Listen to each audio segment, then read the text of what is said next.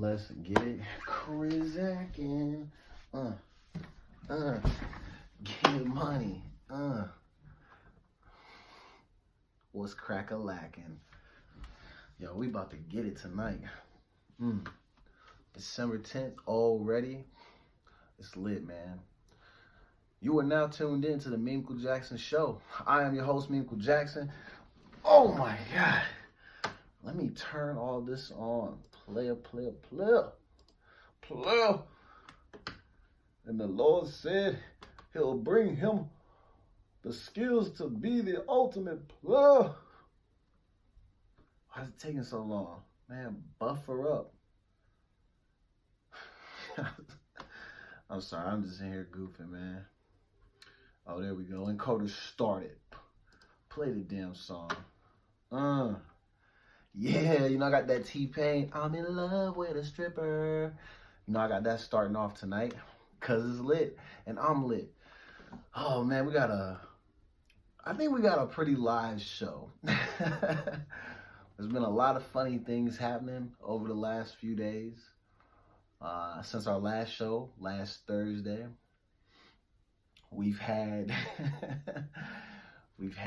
some crazy news stories. We got, finally, after so many years, and I don't know why he picked now, but after so many years, Nick Cannon finally decided to speak out against the man who disrespected his former wife, the God, Eminem. Apparently now there's diss tracks being thrown around. But I think Nick forgot that he was a garbage rapper. Fam, you're trying to battle rap and you don't even win battles on your own show, bro. This was a bad move for you, but we're definitely going to get into that. Like I said, there's hella news stories, crazy shit happening. Sorry, man, I got to get in the chair. But we got all kinds of stuff we're going to talk about. We're going to let the music play for a little bit. I'm in here watching basketball as usual. You know, it's Tuesday. So we are watching some hoops on TNT, man. I think what we got Philadelphia versus some bums. Well, actually, Denver's not. They don't have bums on the team. They're actually a pretty good team. But Denver's losing right now. I do not think Philadelphia is that good. I'm not sold on Ben Simmons. I like Embiid. I think Embiid has a dope game, but I don't like the fact that their point guard is 6'10". And yes, he's improving, but he can't shoot. I mean, he's just a big with handles. But people talk about him like he's about to be like the next somebody. I don't know. Somebody who y'all think is good. They think he's gonna be that person. It's not likely. But I what do I know? I don't know anything, man. That's why I'm here and they're there. I don't know. It is what it is. But watching the games. I got some snapped updates for y'all and an update on how I've transitioned from Snap to new shows. We're going to talk about some crazy shows and then talk about some things I learned about a past story that I shared on this show about this wild ass dude named Chris Watts, and he ended up taking the lives of his entire family, and then I saw this. We're gonna get into it, but it was wild. So we're gonna dive into that. We got all kinds of stuff. While I'm playing, man, I need to intro the show real quick because I have not done that yet.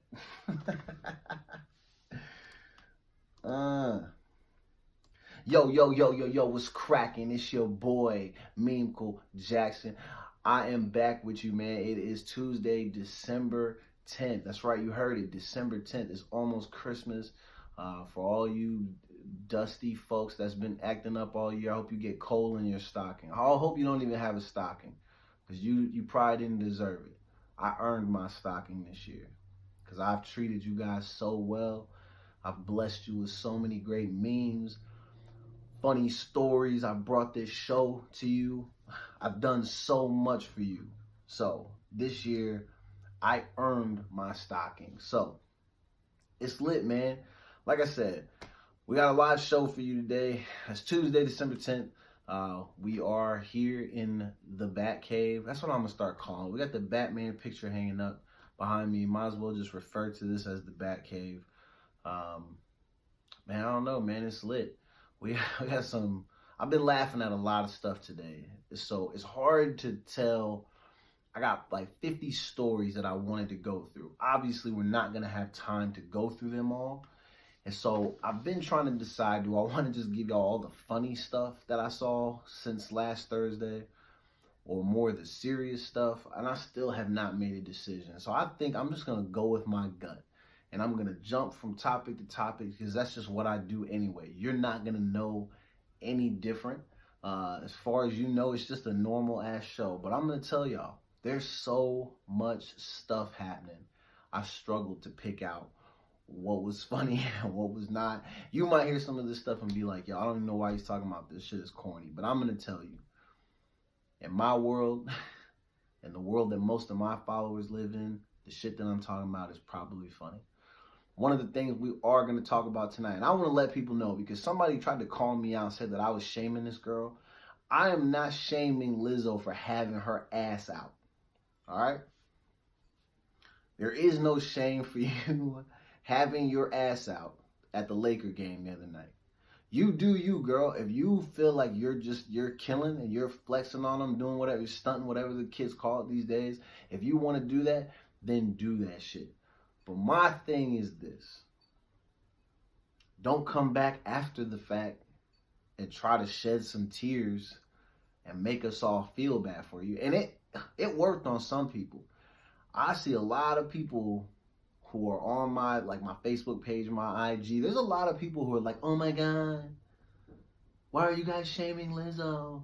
She's just so beautiful and she's doing her thing and she doesn't care and like you should celebrate her. Like, yeah, all that shit is cool. You and 10 million other people before you who have done this same type of thing. And we've done the same thing to them. We've crushed them. If you were looking stupid, then people are going to say something. I'm sorry. The outfit that you wore was probably, honestly, I'm going to say this. The outfit, you do your thing. But those seats that y'all have to sit in at those games, that outfit was not appropriate for those seats. Because the picture of you sitting in the seat, that was the part that was unflattering. But I think you are rocking it, girl, because you braver than me. I'm not going nowhere with my ass out. I can't do it. Mainly because that's just not what we do.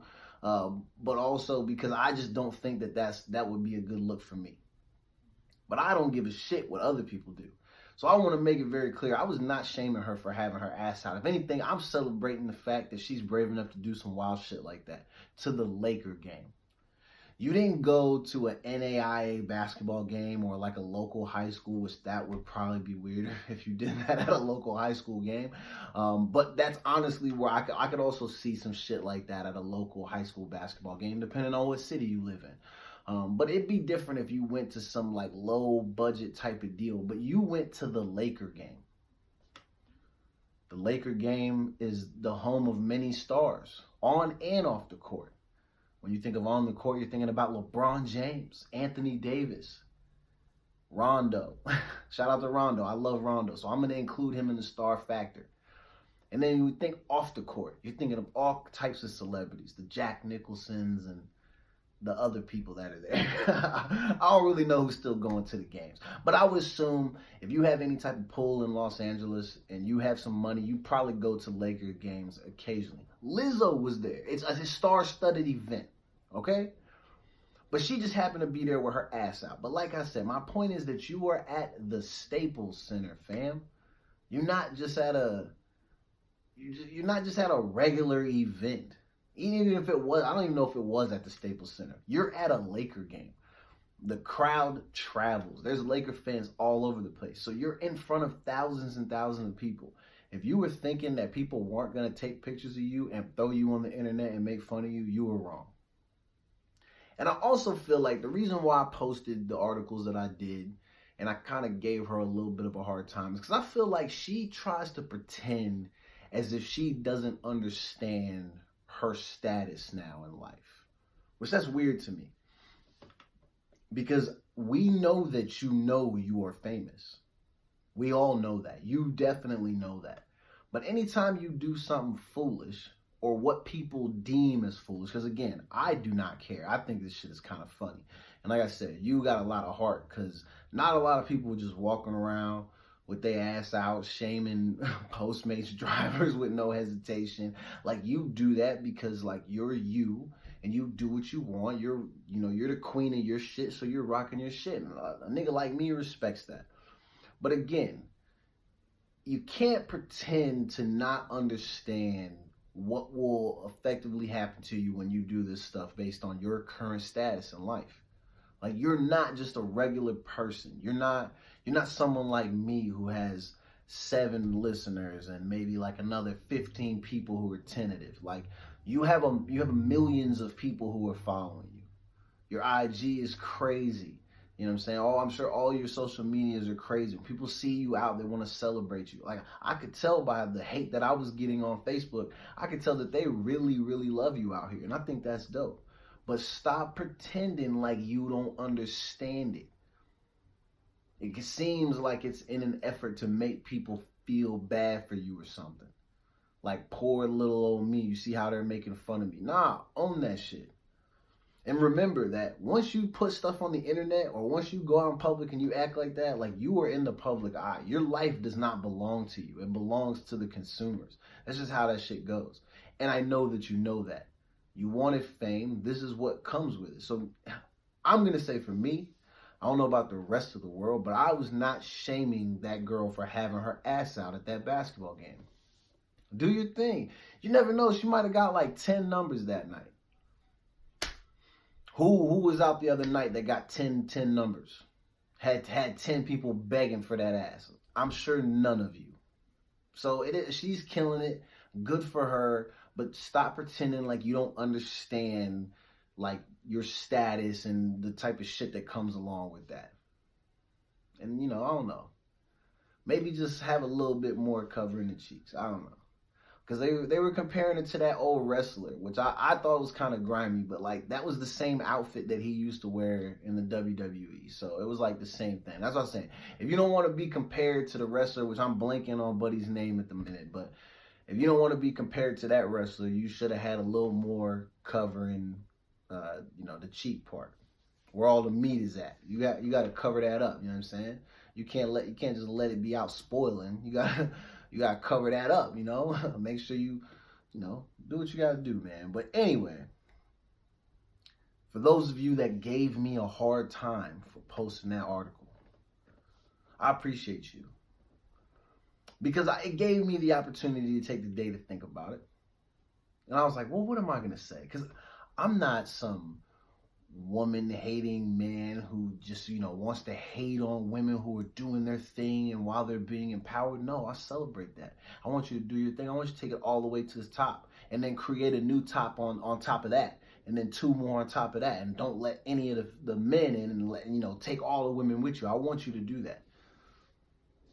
But I also need you to understand that I'm trying to make a living, using some of these great jokes that I have. And so when you do something foolish, you're going to get joked on, man. It happens to everybody. Happens to everybody. Man, let's get back to some of this music, because I really only came on to intro the show. But now that I've introed the show, because again, this is the Michael Jackson Show. We are live on Track Talk Radio Tuesdays and Thursdays, 7 to 9 p.m. Pacific Standard Time. And also have a big update coming for you guys. And hopefully we're either starting this Thursday or next week for sure. But we're going to have a new show that follows my show. And I can't wait to tell you all about it later in this show and on Thursday's show.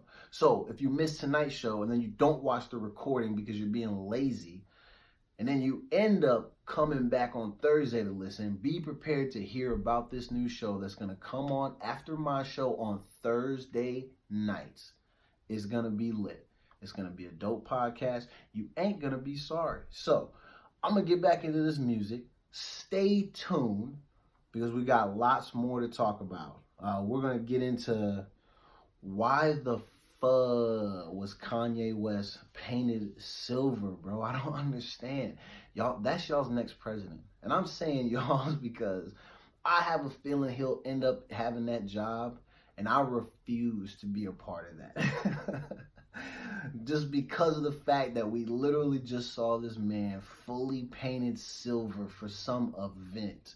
I don't know what he's doing or what type of meth he's smoking or crack, whatever he's using. I don't know what he's doing, but Kanye need to get off that stuff, man. He's wilding. But let's get back into this music. We'll be right back with the Michael Jackson Show. I am your host, Michael Jackson. I love y'all. Thank you for tuning in. It's lit.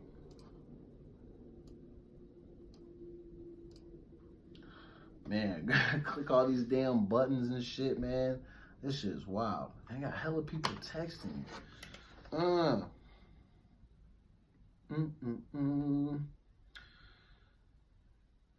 Let me say, good looking out, fam. So I will say, over the weekend still was, provided some good entertainment to some degree, but the weekend was a little bit rough. We had a rough, I don't know, I just had a couple of days where mentally I was drained, felt bogged down, a little bit blah, and then we came up out of that. And then ever since then, I've just been on nonstop laughs. When I tell you one of the funniest things that I saw over the last few days, I don't know if you've had time to see this Ray J video. I think it's been donned the title Unbreakable. So he's in an interview with this guy. I guess the guy's name is Speedy. I don't know what Speedy does or what he's affiliated with, but I'm assuming he was hosting something. They had Ray J on to talk about upcoming projects or things that he's been doing, and low key, Ray J has been like quietly killing business and the game. He's been really doing his thing, putting people on, like, just shout out to Ray J, which is the weirdest thing to ever say, because I just feel like the way I will always and forever recognize Ray J is he's Brandy's little brother, and that he was the nigga that was on the show looking for love, which was weird. And then I also recognize him for the dude who just pushed the girl in the pool on national television, which was hella funny. And also the nigga that was singing in the rain, One Wish Boy. But Ray J, salute to him, man. He's doing his thing. Much props. There's no shade, just jokes, man. But he's in this video, and I guess he has these glasses that he thinks are unbreakable. So he tells the guy, hey, man, just go ahead and break them. He's like, you should step on them. The guy goes, I can't. He goes, you can. And then basically what happens is the guy calls his bluff, and he snaps him in half. And it's just funny to see the look on Ray J's face and hear him go, I don't care. The funniest video. So if you have time, if you haven't already seen it, you need to go to YouTube and type in Ray J Unbreakable. I bet it will be the first thing that pops up. And it's just going to be him in this interview. It is something that will definitely make you laugh. I've just been randomly thinking about it throughout the course of my days and just been dying laughing. That shit is stupid funny. Man, there was a lot of stuff, man. A lot of wild shit, a lot of funny stuff. Oh my God. Was it Friday, was it? Maybe it was over the weekend. So I'm gonna say I don't want to spend time doing it on the radio because I want people to watch the video. And I'm gonna say my little piece about this. We're gonna let the music play. The Mike Vick situation. So the NFL had decided that they wanted to make Michael Vick a Pro Bowl captain. Now, if you know anything about football, you know that the Pro Bowl is their all-star game. It is the most meaningless all-star game in all of sports. It's something that they've even debated just getting rid of because people don't watch it. It's not all that fun. Guys don't really go hard. It might be fun for them because they're getting to go on a trip to a place and they get to interact with people that they know and all that. But like the game itself is not all that appealing to most people. So in the grand scheme of things, Michael Vick being a Pro Bowl honorary captain to help pick teams is it's like a nothing situation. So last week I see that there's this petition going around. Apparently, we have hundreds of thousands of people who signed this petition that they want to send to the NFL to make sure that they don't allow Michael Vick to be an honorary captain. Keep in mind, the NFL had decided that they wanted to have him do this. So, regardless of your petition, I'm sure they've already looked at pros versus cons and all these things. They're still going to do it. Good for all of you people who signed the petition and you thought that it was going to make a difference. It was not. And the reason being is that to most people, Michael Vick has already paid his debt to society. He served his time. He's far along in a process to right his wrongs. And he's far enough along to where most people have seen enough to where they trust and believe in what he's saying and what he's doing. He's walking that walk. He's talking that talk. He's even become a big advocate, to make sure that we can prevent animal cruelty and all these types of things. I think those are the things that a lot of people choose to ignore when it comes to him. Now, I understand a lot of the people that I was arguing with about this when we were talking about it online, they're big time animal lovers, they're big advocates for that, and I love that.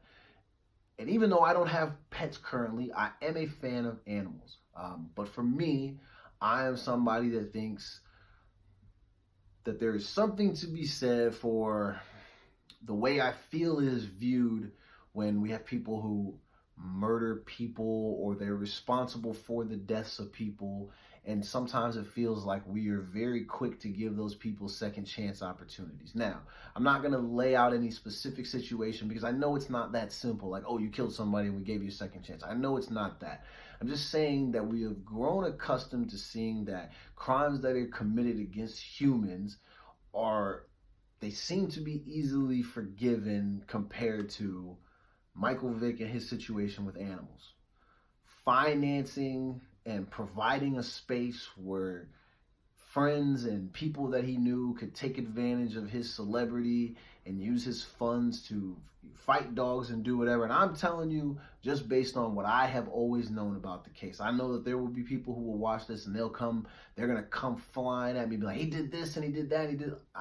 Listen, we are past all that. Went to court, went to trial, went to jail, did his time.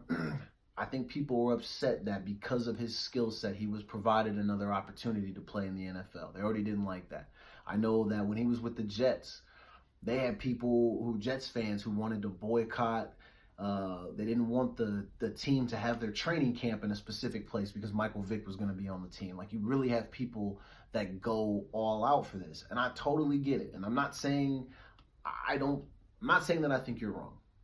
I'm only saying that I think you're ridiculous because of the fact that in 2019, several years after his retirement, even more years after the situation and the jail and the time missed and all of these things, fines paid and all of this stuff that's happened, even after this long, we're still acting like this cut is fresh. Maybe it's left a scar, but the scar has to have healed at some point. I feel like a lot of people are trying to keep it open because it's almost as if they want to have a reason to hate this guy. Now, again, I'm not saying you're wrong for feeling the way that you feel. I just think for me, by now I'm letting it go. And I think if the NFL has asked Michael Vick to be an honorary captain to pick teams at the Pro Bowl, that's not something that I care about in the grand scheme of things. Again, y'all had 300, 400,000 people rally up to sign a petition. I mean, that's kind of cool. You got a lot of people showing unity. But I think, if you can really get that fired up behind that, even now, still to this day, why can't we borrow some of that energy and put it at some other things? Like, Flint still doesn't have water. We have people who are being locked in cages, children, teens, even adults, and they're dying, they're being abused. A lot of bad shit is happening. Now, I'm not saying that that you can't care for both. I'm sure most of you care for people just as much, if not more, than what you care for animals. But My thing would be this: if you really took the time to fill out that petition and go hard at this whole Michael Vick situation, I would like to see you do the same thing for these other situations. I don't feel like that's too much to ask. But that's just me. So I'm going to leave it at that. But I wanted to say my piece because I know people were going crazy. Like, how can you support him? And da-da-da-da-da. And I'm like, I'm just somebody that at this point, I do not care if he is a Pro Bowl captain. That in no way, shape, or form impacts my life either way. It's not a game that I will watch. Most of you who signed the petition probably have no idea when the event would even take place or where it is. You have no idea how limited of a role he would play in this event. He literally will help pick the teams for the games to be played, maybe be on the sidelines during the game, and that will be it. You probably won't even know he's there unless you're watching the whole thing and you listen to the commentators say, hey, and we have Michael Vick, honorary captain for the 2020 Pro Bowl. Like, it doesn't even matter because nobody's watching that shit. That was the whole reason why I pretty much said that I didn't care. It's not that I don't care about animals. It's just that I don't care about him being a Pro Bowl captain. You guys have to look at some of these things and ask yourself, do I really care? Even if it's a person that you hate, ask yourself, do I really care that even if I hate this person, that they have this opportunity? Why do you care? That was the whole point that me and a lot of other people were trying to make, is you guys are riding so hard for this. For what? It's the Pro Bowl, fam. It don't mean nothing at all. So, that's my 2 cents. I'm going to get this water. The song is coming to an end, and then we're going to jump back into the show.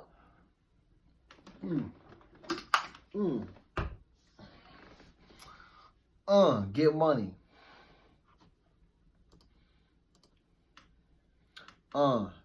Get money. Man, I don't know why I say that so much. I'm broke as hell. Broke because bills got to be paid. But hey, broke as hell nonetheless. Listen, man. Before we came back from break, I was going into like a 2 or 3 minute rant about the Michael Vick situation. All I'm going to say is this. If you want to hear my take on that situation, be sure to tune in to the recorded version of this show that will be up on my YouTube page. If you are not a subscriber, please go to my page, which is under the name Michael Jackson. Like and subscribe, share with your friends. And this show that is airing tonight live on Track Talk Radio, December 10th show, that will be up on the YouTube channel probably tomorrow morning, because that's usually what happens. They get uploaded right after this shit is over. So, you want to hear my take on the Michael Vick thing? Watch the recording. Anyway, moving on. Where do we start? Man, let's just start right here. We're going to start at the top. Shout out to Michigan, which is a weird thing to say because I don't feel like we need to really be shouting them out for anything. But first week sales in recreational marijuana top 1.6 million. This shit is getting money. Getting money.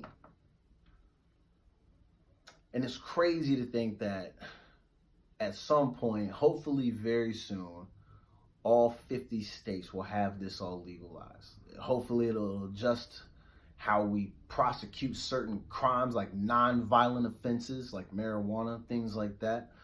It's going to change that. I had one of my homies sent me an article that says that the minor leagues for Major League Baseball, they're no longer testing for marijuana. And they've basically lifted the ban on it. So they're going to allow, just in the minor leagues, not in the majors, but I guess they're going to allow minor league players to use pot recreationally, and they're not going to penalize them during testing time. I'm sure they'll test for everything else, hardcore drugs, methamphetamines and HGH and all that type of shit. But marijuana is no longer going to be a thing. And you're seeing more and more jobs and companies go to this type of stuff where they're even if they are testing for it, they're leaving it up to the discretion of the employer to still hire and, the manager to still hire, all that type of stuff. A lot of companies are just Xing it out and they're not even stressing it. And I think that should be what it is. Like, if you're going to have alcohol flying off the shelves and people aren't saying, oh, we got to test you for alcohol before we hire you for a job, if they're not doing that, why would they do it to marijuana? Doesn't make sense. That's just my 2 cents. I bet if you would have asked me this like 10 or 15 years ago, I'd probably be like, oh my God, you can't let them do it. Then everyone's going to be high and we're all going to be acting crazy. I don't know what to do. I'm going to panic. What if I fall off or something? Because I was such a little bitch boy back in the day. You can ask all my friends. They'd be like, hey, Nick, you want to smoke? I'd be like, nah, man, I can't do it, dog. Because Michael Jordan didn't smoke weed. And I'm gonna be just like Jordan. I'm going to go to the NBA, dog. No, nigga, you're not going to the NBA. And if I would have known that back then, I probably would be like a 2.5 decade worth pothead. But luckily, I'm not. I'm more of a recent type of person. I'm probably maybe 5 years deep into it. It's been a very short time. But what I've come to learn about it, for me, I would recommend, if people were to ask me, hey, I'm looking at doing one of three things. Either drink excessive amounts of alcohol, smoke marijuana, or do hard man-made drugs, I'd be like, just only do the weed. Because I don't feel like it's going to put you in any type of danger like these other two will. And I know people who do all of them to the very extreme. But I would say a lot of my little smoking pot type of friends, they seem very productive. They're engaged. They handle their business, and like they really handle their business. So this whole thing about how like it makes you violent and then you're not going to want to do anything and you're not going to excel and you can't, all these like negative little stigmas that are attached to it, man, most of the people that are saying that shit probably have never used it. A lot of all of those things that you think will happen are really just dependent on the person. If that stuff is within you and you want to just be lazy and you want to be a piece of shit while you smoke weed, then you're going to be that. That is what will happen to you. That's just what it is. But if you choose to be productive, get off your ass and go do stuff, handle your business, like, then you will do those things.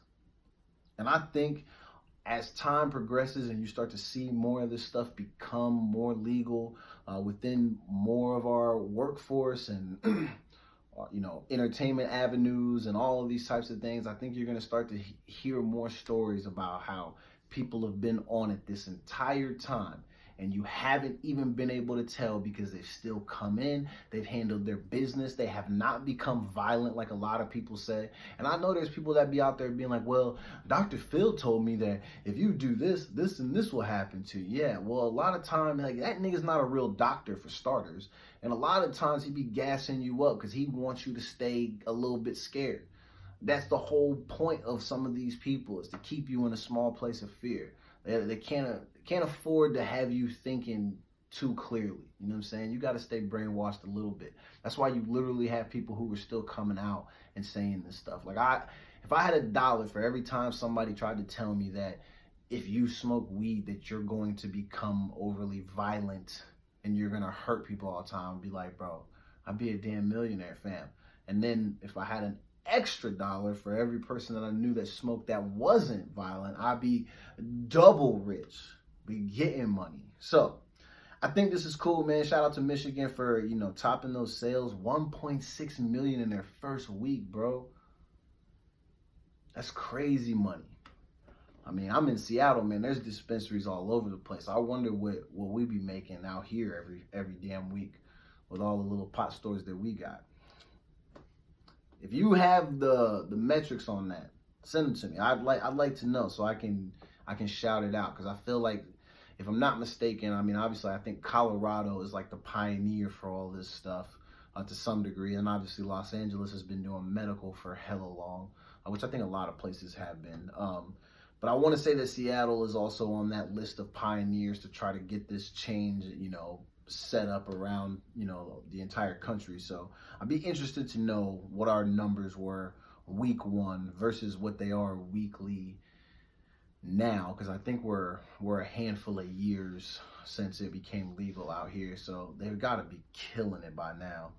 But either way, shout out to Michigan. 1.6 million in the first week, man. It's getting money. People have money to spend, and they probably rather spend it on that than on the other shit that the government wants you to buy. Let's see. You want to hear something crazy? This is wild. Imagine. Can you just imagine being an 8-year-old girl? You're having to visit your father in prison. So imagine already how traumatized to some degree you might be because you're 8 years old and the only way you see your father is through thick ass glass and what she doesn't understand is essentially a payphone. And maybe it's a little bit deeper in that. Maybe they are face to face and get a little bit of contact. But either way, you're having to see your father in that environment. That can't be good if you're 8. And I'm sure it's even worse when you're an 8-year-old female and you have to get strip searched by prison guards. So I'm going to read this little snippet to you. So we have an 8-year-old girl was traumatized after she was forced to strip by prison guards. She's 8 years old. It's a single digit, fam. The incident occurred several days before Thanksgiving at Buckingham Correctional Center in Dillwyn, Virginia. Of course, Virginia not for the win. Shout out to all my people in Virginia. I love y'all. Diamond Pierman drove 2 hours from Hampton to the facility with hopes of visiting her boyfriend, who is currently a prisoner. Pierman also brought her boyfriend's 8-year-old daughter to the prison. A contraband detecting canine singled out Pierman, who was then told she would have to be strip searched. After prison guards told Pierman that she would have to be strip searched, she asked if the child would have to be strip searched as well. The prison guards initially told Pierman that the child would not have to be strip searched, but then they reversed that decision. My glasses on, not a solid reader. It happens. The child believed that she would not be allowed to see her father if she did not agree to the search. It was later revealed that the child was forced to take off all her clothes during the search. Again, she's 8. On Friday, December 6th, Virginia Gov. Ralph Northman announced that he is suspending a policy that permitted correctional staff to perform a strip search on a minor. The girl's mother told the Virginian Pilot that the child is traumatized and has missed school after the incident. Let's see. I guess they've ordered an immediate investigation. This is from Ralph Northman. He's the governor. But yeah, they did order immediate investigation. He said he's deeply disturbed by these reports, not just as a governor, but as a pediatrician and a dad. Oh, shit. I've directed Virginia Public Safety and Homeland Security to suspend this policy while the department conducts an immediate investigation and review of their procedures. They don't really sound very sorry, but my whole thing would be like, bro, it's an 8-year-old. I get it. There's always the threat of somebody trying to sneak some shit in, and you got to look at who the prisoner is and what type of offenses they have and how likely are they to try to have somebody smuggling contraband. I get it. But even those dogs, man, come on. Even with the training, if we're going to pretend like a dog is perfect and gets it right every single time, we are out of our effing minds. Even if the dog sniffs her and then you just randomly as the prison guard decide, oh, we got to strip search you. You have to look at that kid and just give a solid pat down. I do not think it would be wise to treat an 8-year-old child as if she is some sort of criminal, make her strip down naked, and then search her. And then my next question would be, because they don't bring this up in the article. So, the prisoner asked his girlfriend to come, who is not that girl's mother. So was she in the room with that little girl, or was that girl all by herself? Because then you have an even bigger problem, because you literally have a minor in a room full of people that she does not know being asked to get naked. That concerns me. Disgusting. Even if you're one of the prison guards, why would you want to even be a part of that? Why are we strip searching kids at the prison? It's pathetic, man.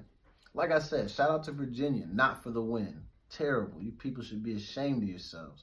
But again, shout out to all my people in Virginia, man. I love y'all. Y'all are dope. But that shit is crazy. Strip searching an 8-year-old, fam. I can't even begin to imagine what that girl must have been feeling. That is crazy. And to think for the rest of your life, you have a story like that. Yeah, when I was 8 years old, I was strip searched by prison guards. And to some people, they're probably going to be like, man, that's not even that serious. But 8 years old as a female, having to get naked in front of prison guards, all because the dog sniffed the person you came in with, the adult that you came in with. I hope that the mom, as crazy as it sounds, I hope the mom sues the people. Or if anything, I hope that the guy who's in prison finds a way to leverage this to shorten his sentence. There's got to be a way. Somebody reach out to him, man. That might be something we need to look into. If that can help my man get some days shaved off or maybe a couple of years. I mean, I don't know what he did, though. So I probably shouldn't say that just in case he's in there for like a triple homicide or something. Like, that could be crazy. If I'm over here trying to like, yeah, let's get this nigga out of jail. And then come to find out he's in there with, 3 life terms without the possibility of parole. Come to find out he's on season 25, episode 10 of Snapped. And I'm over here being like, yeah, let's try to leverage this situation with his daughter to get him some, time off. I sound like a damn fool. Anyway, just ignore that, man. But he really should look into how he can leverage that. If he's, maybe he got some things got to work out. Try to get some soups or something, my nigga. Let's see, man. What else do we got? Yo, I'm going to segue from that into this because it just shows, again, where we have adults that try to take advantage of the small, underdeveloped minds of our youth. So, we have an elementary school teacher, and this is crazy. When I say crazy, I mean real crazy, because I can't, as somebody who has worked in the field of education, I can't imagine asking my students on a quiz or an assignment. Excuse me, I said quiz, but it's just an assignment. I can't imagine asking them to, and it's basically the teacher asked them to decide how much they would pay for slaves if they owned a plantation. That's fucking crazy. Excuse my language, but I think that shit is wild because, especially now, we're in a time where we got the social media element and things are being shared at the speed of light. You have kids who really rely on these media outlets. They're relying, like they literally are just taking information. I mean, it's been like this always and forever, but they're taking information that they learn at school and they're seeing how people who look like them or maybe think and believe like them based on what their parents are teaching them, they see how those people use some of these things that they learn. I don't want to say to their advantage, but they see how they can use them to fit their agendas. You got to be careful about stuff like this based on your region, because you probably, if this is, let me see where this is. So this is in Missouri, Midwest, kind of, sort of, almost near the South. I don't know. It's tough sledding. When you get to that region of our country, it's tough sledding. They're all about that type of like, let's, we talk about slavery and, civil rights related types of deals, and we just basically act like it's nothing. And I'm saying that based on my own personal experience growing up in the South and being close to the Midwest. You just kind of see how it is. Like they treat all this stuff like it was no big deal. So I was not surprised when I read that this teacher added to her assignment, and I'm going to read it to you, but you can see where she adds to the assignment where she put stuff on there about you're a plantation owner, how much you willing to pay for slaves type of deal. Shit's crazy. So a class assignment landed a Missouri teacher on administrative leave. So keep that in mind. All she received was administrative leave. And I'm not saying that as if I believe that maybe she should have been fired, but I want you to hear that, and then I want you to listen to what I'm saying and then decide for yourself if you feel like she should have been fired. So she's been placed on administrative leave and has the NAACP calling for a formal apology. Not a surprise. It happened at an elementary school in Melville, Missouri. Students in a 5th grade class were asked to do an assignment setting prices for different things and then reflecting on topics such as free market economy and wealth. Pretty standard assignment for 5th graders, right? The students set prices for 12 different things: lumber, tar, wool, milk, etc. However, the last item the students were asked to set a price for was quite different from the first 11. This is in quotes. "You own a plantation or farm and therefore need more workers," the question began. "You begin to get involved in the slave trade industry and have slaves work on your farm. Your product to trade is slaves. Set your price for a slave. These could be worth a lot," end quote. This is an assignment. The crazy thing is, is that as a teacher, I know a lot of teachers. Some teachers really dive in deep. They look at the parameters that have been set for them to like develop and use curriculum, and a lot of places kind of give you the freedom to kind of mold and shape your own and tweak in some things. Or some people are just like, they just copy and paste it, pull it off the internet as long as the site is approved. You know, they spit it out to the class, and as long as it meets your education requirements, it is what it is. This is something that if she found this online, he or she, whoever it is, if they found this online, that's terrifying. But if they put this on there, that's even worse to me, because this is a person who is teaching 5th graders. I don't know when the last time you spent time around a 5th grader was, but those kids are at that age where they're starting to kind of do a lot more on their own, but they're still really impressionable. So by putting this on here, if you go on and you pretend like this is just a normal thing, you might really have some of these kids thinking that this shit is okay. Now, I'm assuming by the fact that this ended up becoming a story, that means that a parent saw it, did not approve, and then they blasted it. Hopefully all the parents were appalled, regardless of their skin color. I would literally hope that all the parents would be appalled. Now, I understand to some degree slavery still exists, i.e. the prison system, but we are not still in an age where, at least not known, there are stories here and there that you hear where there are white people who literally have black people tied up. And I did a story on here, I think, or at least on my other podcast, where we had a white dude who literally had a special needs African-American male basically tied up in a basement and had him doing work for him for all of these years. He was a slave, my nigga. He was not getting paid. He was being held against his will. And it was for 17 years that happened. That's slavery. Now, what I was going to say is that we don't outright have people who own plantations and have black people out there working. They're not whipping them. They're not, there are still people who get hung from time to time, because in the South, there are a lot of white people that they are not above that shit. They will still do it in a heartbeat because that's what they believe.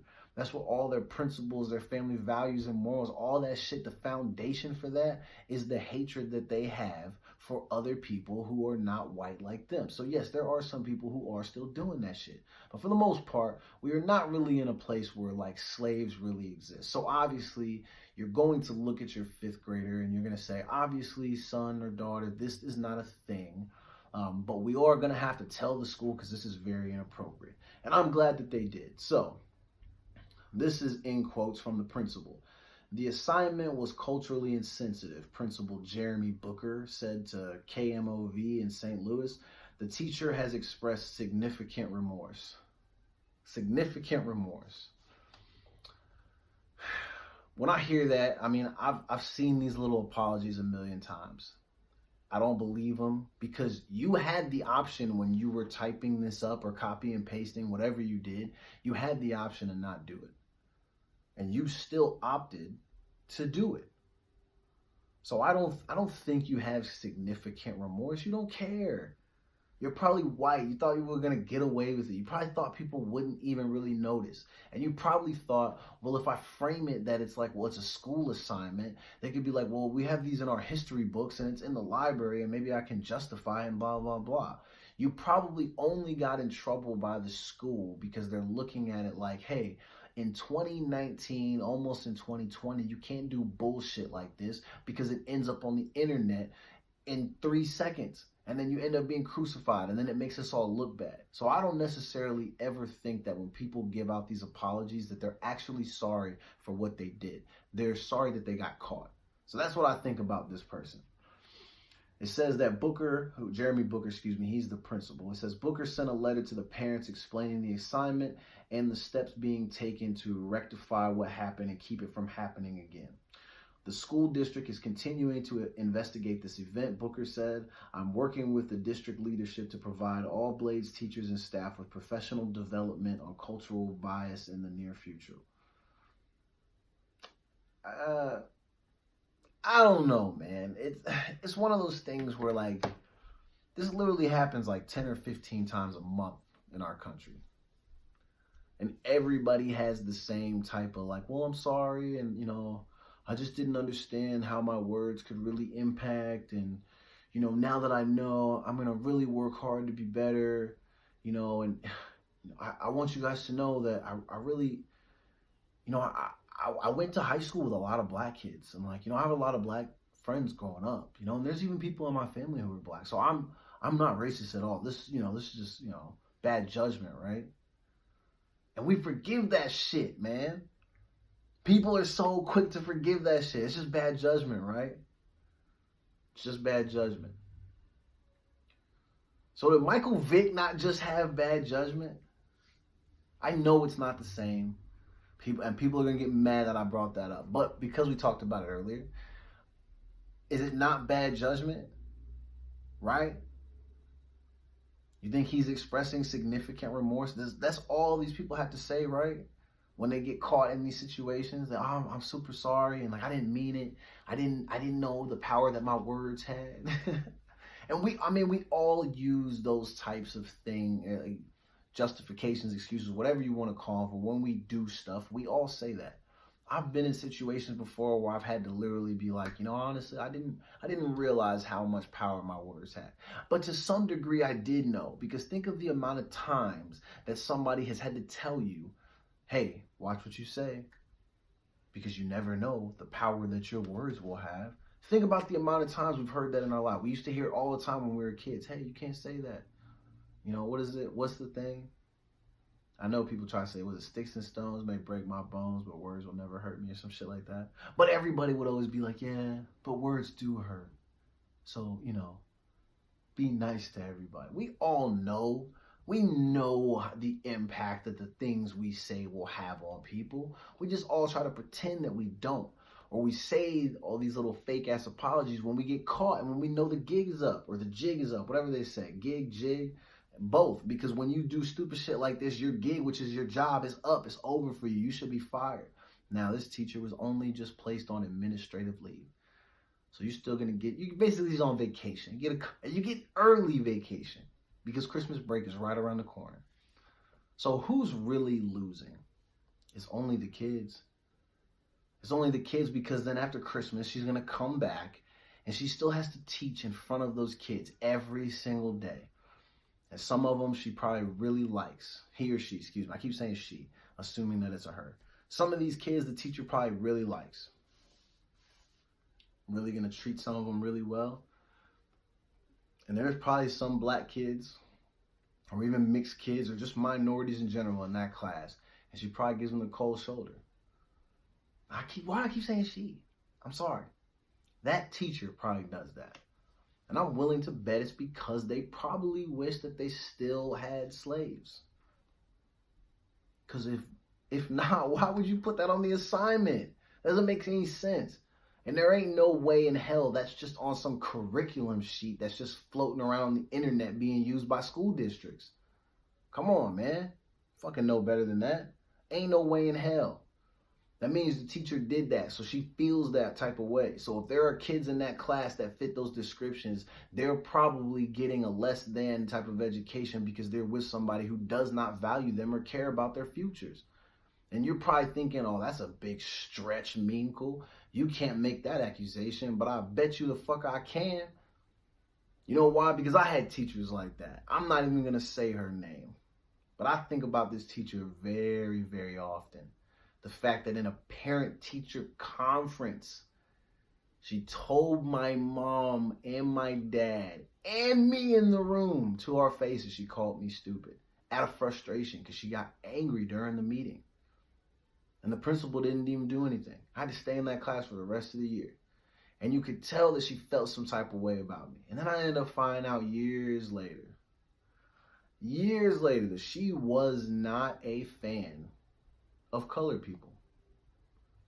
So, I know what it's like to be at that age and be in those classrooms where it's clear that you were not well liked. Now, I also will say this. I was a complete asshole child. Most teachers probably didn't like me because I was kind of an asshole, but they all loved me to some degree because they knew that I was funny as hell. Have a good smile. I'm fairly well liked by most people when I'm in a good mood. But for the most part, I'm pretty chill. But there's that one teacher who really was shitty like that. I can imagine that this teacher at this school is probably like that to some of those kids. And nobody can argue that shit with me because you know that these people exist. There's so many of them who are not cut out or qualified to spend time around our children. They should not be there. This person is one of them. Putting that type of shit on an assignment, obviously I know the principal couldn't just fire her because you got to make sure that you have cause and all these types of things, and that teacher might be under a contract and you don't want to violate too early because then you could leave the district susceptible to a lawsuit and all this type of shit. I understand completely why they have to take steps, and there has to be administrative leave first, and then hopefully there'll be a firing. But is it likely that we see that this teacher gets fired? Maybe, maybe not. Probably not. I'm leaning towards not. And if she does and I'm wrong, I'll come on here and say I was wrong. And then we'll celebrate it together that she got fired because she deserves that. If you're really going to try to plant seeds like that into kids' heads, and I to some degree I can kind of see it. If you're playing devil's advocate, I can kind of look at it to where, and I don't know the whole setup of the lesson. If maybe they're within a history type of class setting, and then they're putting the kids in these positions, and maybe because of roles back then in that time, that's the role that you kind of have to like look at into full detail.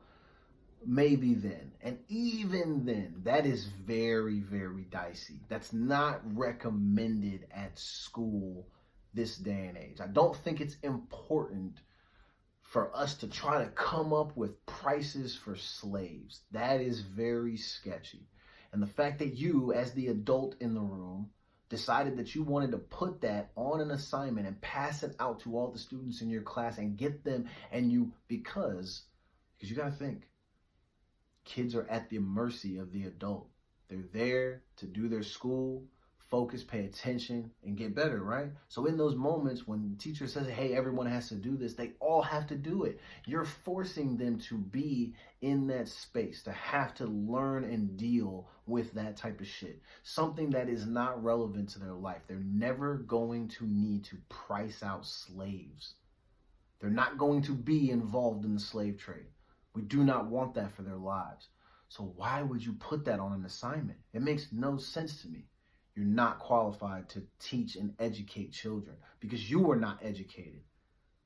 Not one bone in your body, not one brain cell or ounce of blood you have has any type of fucking common sense or education attached to it. Because if it did, you would have known, hey, I'm not going to put this on here. There's so many things that you can look at and be like, let's figure out prices for this item, that item. You had 11 things on there. You had to have a 12th item. And your 12th item was slaves, fam? Absolutely pathetic.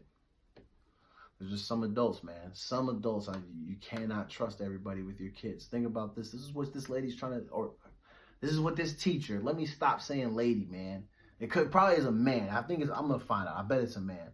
And I'm going to find out, and on Thursday, I'm going to come back. I hope that it's a man because I've been rude and I've said female multiple times, and that's wrong of me because I should not assume that it was just a female educator. It could be a male. I shouldn't assume either way. But this teacher thought they were slick, thought they were going to get away with it, and I hope they lose their job behind that shit. So, we're going to take a short break. We are through the first hour, man. I appreciate you tuning in. This is the Michael Jackson Show. We are live on Track Talk Radio, Tuesdays and Thursdays from 7 to 9 p.m. Pacific Standard Time. It is lit. Yo, we're going to dive into some music. What we got? We got some Neo. We got some Slaughterhouse. We might have some Serious Jones. Oh my God. Some Obi Trice might get played tonight. Some Mario, some Royce the 5'9", maybe some Casey and JoJo, some old Kanye West, not that silver spray painted looking nigga that we saw the other day. None of that. Some of the old cuts. But we got more show for you guys. We're going to dive into the next hour. We're going to take a short break, and I'll be right back with you, man. It's the Michael Jackson Show. We are live. It is lit.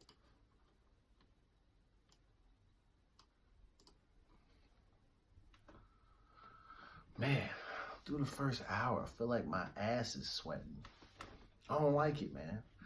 I don't like being hot in here. I might need to crack the window or something. We got to get some airflow up in this motherfucker. You might be able to hear the wind coming in on the video, but I don't really care. It's hot as hell in here, so I had to turn this shit on. Yo, man, this is crazy. This next article I'm about to read, I can't even believe I read this. This company in Maryland surprises 198 employees with $10 million holiday bonus. Now, the way I was reading the article, I don't think everybody got 10 million. If they did, Jesus Christ, what was this company? I think a lot of people were getting large portions of it. Obviously, I'm going to read the article. That way we have all the facts, or all the facts that the article provided. But I just thought that was crazy because I'm looking at myself like, yo, it's Christmas around here too. And hey, don't get me wrong, I love my job, but I'm just saying, jobs in the past have not offered me Christmas bonuses for excessive amounts of money. I read on here that there's some people that are getting bonuses that could be upwards of $250,000. You're talking about getting a $250,000 Christmas bonus? Fam, you're talking about paying off mortgages, your kids' education. Can you imagine what my life would be like right now? Someone was just like, hey, Nick, Merry Christmas. Here's $250,000. I'll be lit, man. Life would be hella good. First place I'm going is to the Maldives. So you're going to see me on IG with a drink in my hand on the beach, man. You know, get my toes out. Maybe. Not a fan of feet. But either way, I'm going to be on vacation propped up doing something wild. If somebody, $250,000, bro, to quit the job. That's because I'm stupid. Most of these people, they probably have been with the company for hella long. Because I think some of it was based on merit, you know, and time served. I say time served like it's jail, but you know, the time you've been with the company, all that type of shit. So it wasn't like they're just like, hey man, you've been here for 3 days. Here's $10 million. That didn't happen. But either way, man, shout out to the state of Maryland and whatever company this is. It's a Baltimore-based real estate firm, St. John's Properties. They must be getting money over there because they were able to really dole out the money big time.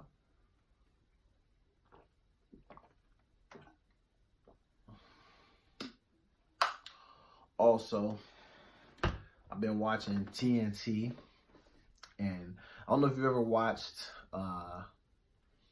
like the TNT crew for basketball games where it's like Shaq, Kenny, EJ, and Charles. Well, from time to time, Shaq and Kenny will try to race to the like the big board or whatever, and every now and again, Shaq will fall. And he fell tonight. So he will probably be on his own show, which is Shaq and the Fool. So shout out to the Diesel, Big Dog, Shaquille O'Neal, man. Shaq's the damn man. He's been the man since the early days. Man, I don't know, man. Just who's not a fan of Shaq? He's hella funny. He's funny on this show. It's funny when him and Chuck are arguing. You know that they love each other, but I swear they be wanting to fight all the damn time. But yeah, shout out to Shaq, man. He fell on his ass again today, and that shit was stupid funny. Man, I'm tripping about this damn company, man. I need $250,000. If anyone want to give me a small loan, let me know. I promise I'm going to use it wisely after I come back from vacation.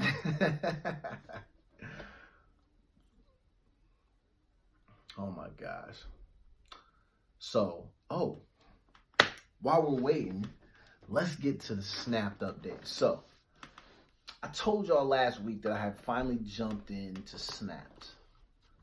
If you're not familiar with Snapped, Snapped is this show, and I'm currently watching it on the Oxygen network. I don't know if it's on other networks, but Snapped is on Oxygen.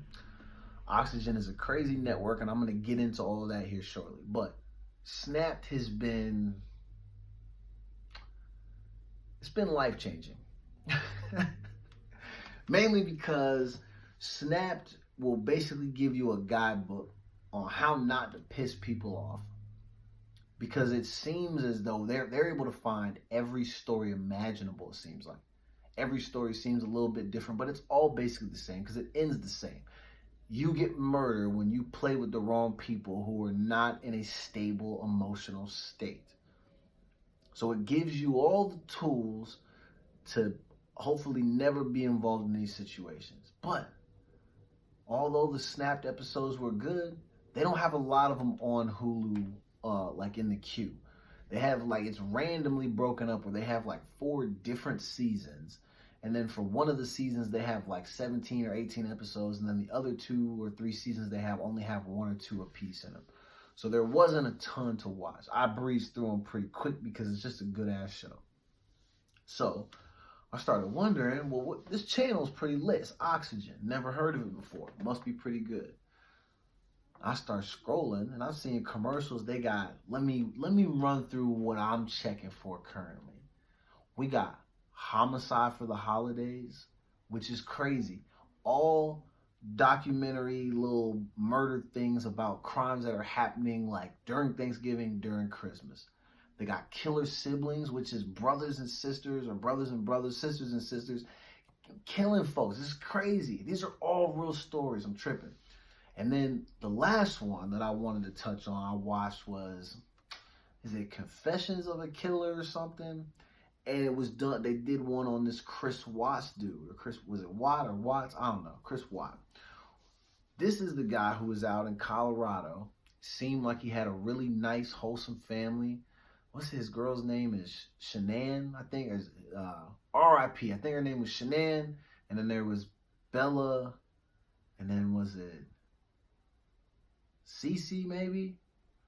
R.I.P. to the 2 young girls.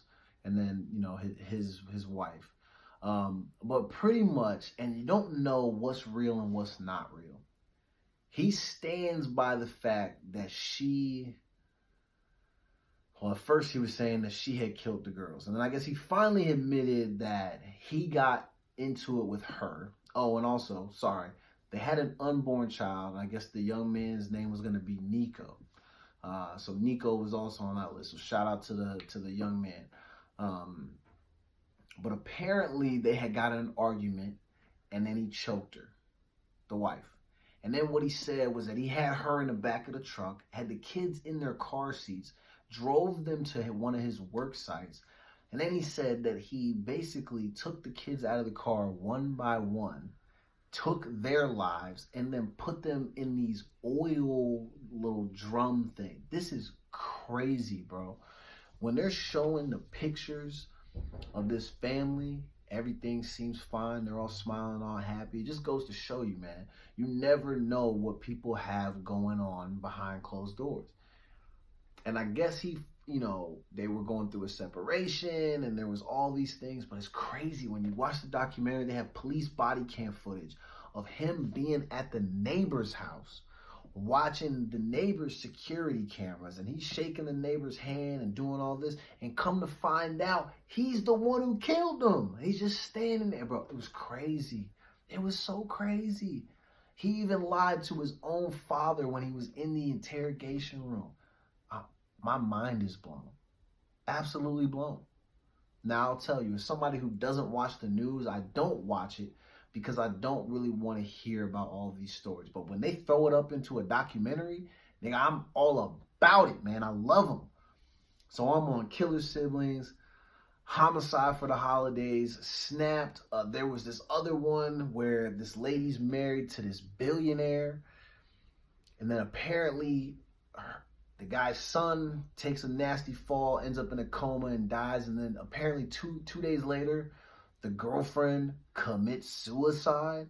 But it's hella sketchy because she was hanging from a balcony, hands and feet were all bound up. It's just a weird situation, so I'm into that. I watched the Phil Hartman documentary where he got killed by his own wife. Phil, R.I.P. Phil. I ain't gonna lie to you, man. ABC, I think ABC was the one who did that. They almost had me. I almost had a little bit of something, you know, because it was hard, man. Phil seemed like he was a good dude. And then his wife killed him because she was hating, bro. And then she took her own life like a sucker, left their 2 kids. So shout out to their 2 kids, man. She was crazy.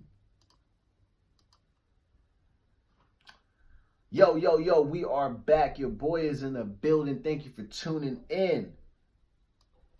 Let me turn this off, man. We had the Serious Jones playing. That's how we were closing out our last break. Got some Obi Trice about to kick on when we go to our next break. But I'm in here going crazy because I'm talking into the camera. I'm telling everybody how the last few episodes of this show, I talked about how I had just finally gotten into Snapped. I was finally watching Snapped. Snapped is crazy. I just wish that Hulu had all the episodes for all the seasons. I don't think that's too much to ask people. And I did tweet at Hulu and was like, look, from the desk of Michael Jackson, I need more Snapped episodes. And then I've just been noticing that marathons have been popping up. So shout out to Hulu for getting more Snapped up there for me. Shout out to the Oxygen channel. And I don't know if Snapped is played on another channel, but shout out to Oxygen because that's what I'm watching it on. Snapped is crazy. But Oxygen wants to do you 1 better or do you 5 better.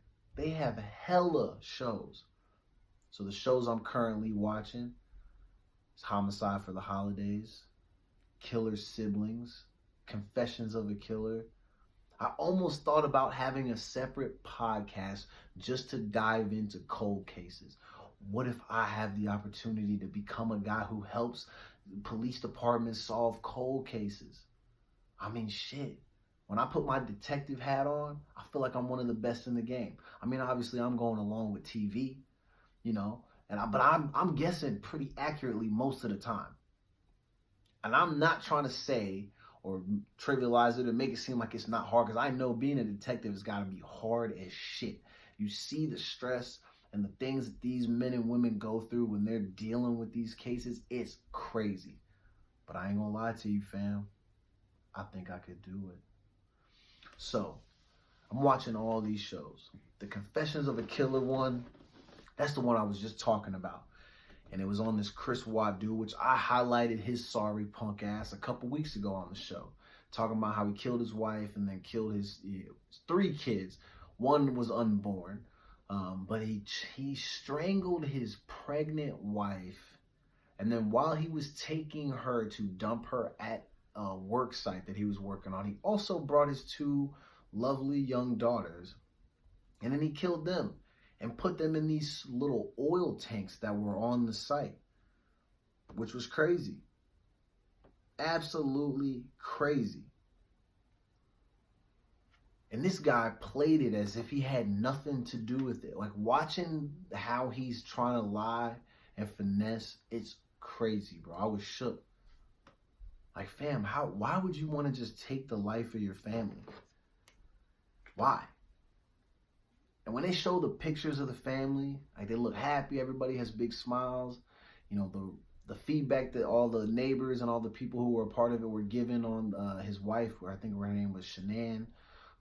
All the feedback that they provided, everything would have led you to believe that she was a very pleasant woman, very involved with her family, loved her children, was doing everything she could to just be the best mother, be the best wife that she possibly could be. And then Buddy just killed her. I can't believe it, bro. And when you watch those shows, it's crazy that some of these people get so caught up, and there's so many things going on with them mentally that they don't talk about, and it's undiscovered, and maybe they don't even know until they're in those situations. But it's crazy to see how people are going through those things. The Phil Hartman documentary, that shit had me choked up.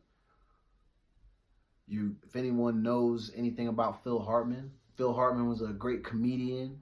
I feel like Phil was not young when he finally started to really get famous. He was actually an older guy, but he did a lot of movies, a lot of shows. You might remember him from Jingle All the Way. His last movie that he's actually in, because he got killed, I think they said it was a month before the movie came out, was Small Soldiers. If you remember that movie, where I want to say that it's he owns a toy shop, and then they have a lot of older trains and little toys like that, and they don't have modern toys, and then they get these soldiers, and then they come to life and they start terrorizing the place. Really good movie. It's pretty classic.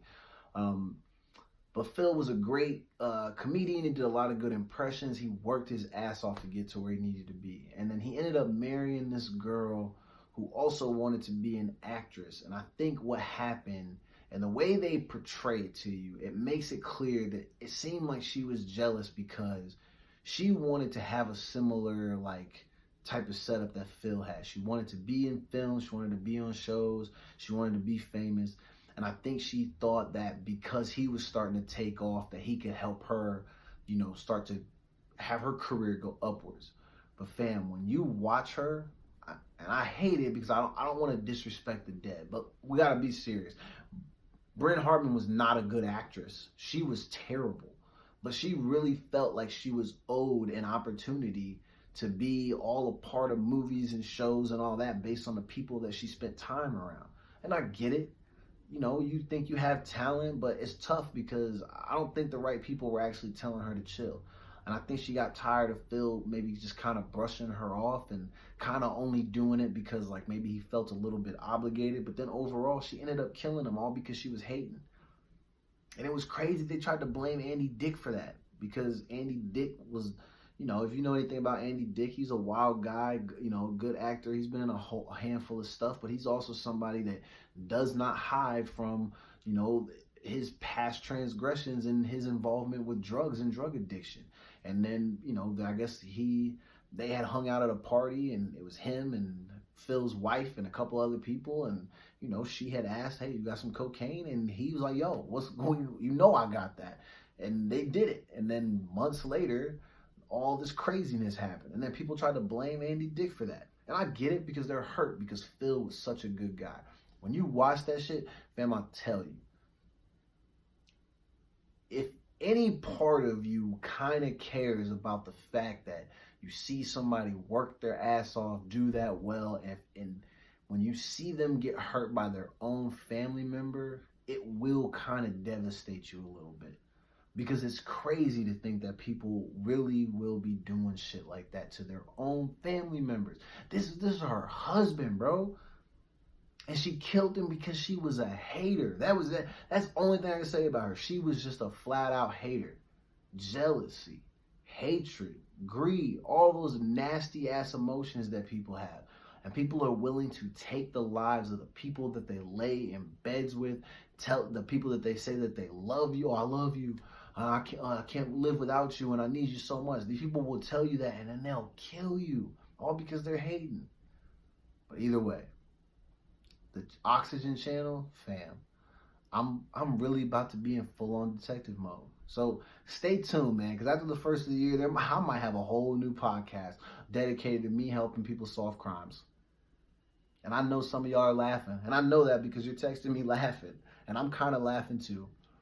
But when you see me become a private eye, slash radio guy slash something else, you're going to be like, yo, my man Mimco can do it all. What can't he do?